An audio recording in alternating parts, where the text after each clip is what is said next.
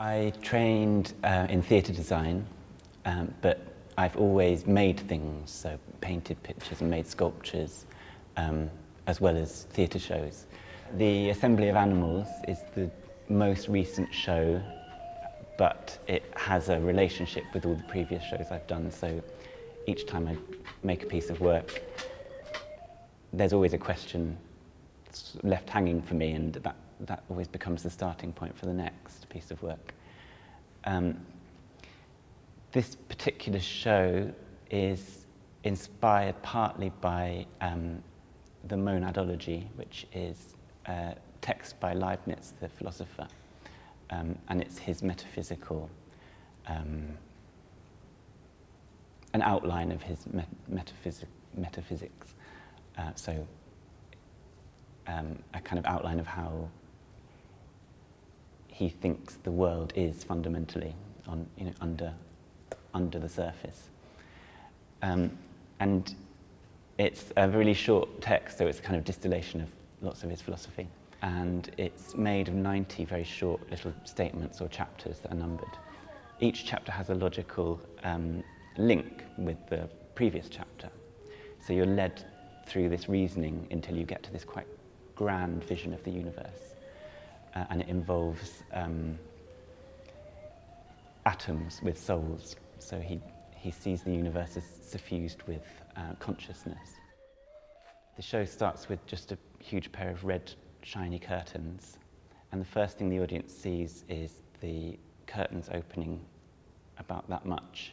And you see a little animal through that gap. As the show goes on, these curtains open, and then there's lots more curtains behind which open up. So the field of vision for the audience expands, and by the end of the show, all the curtains are open, and they can see everything in the room. There's nothing hidden.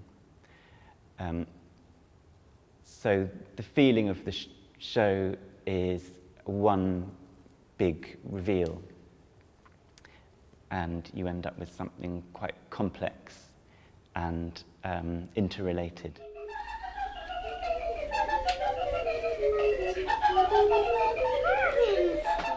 I'm interested in making a show that is abstract to some extent, so there's no narrative, and I've approached the making of the show much more like the way you might compose a painting, so but obviously in time as well as in space. So rather than a story or a narrative, it's much more to do with placing motifs and elements that get transformed and abstracted and changed, and placing them within a sort of temporal and spatial structure.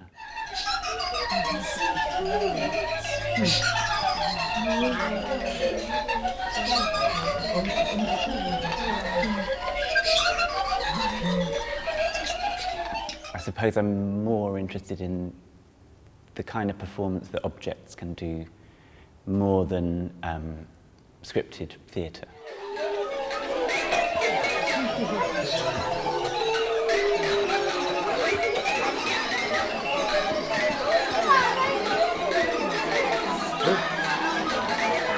In the shows, I take on a role as a demonstrator or an operator of these things. So in a way, it sometimes becomes something a bit like puppetry, but it's not necessarily about making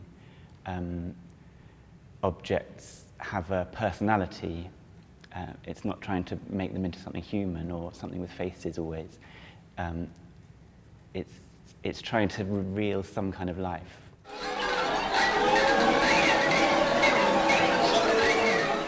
I think the work always comes from a curiosity about the physical world. There's something in this show that I discovered, which is some tracing paper, and if you get it wet, it starts to curl up in a very surprising way, very quite shocking way, because it suddenly becomes, the movement it has a kind of insect animal life that we only really expect to see in things that have a heart pumping.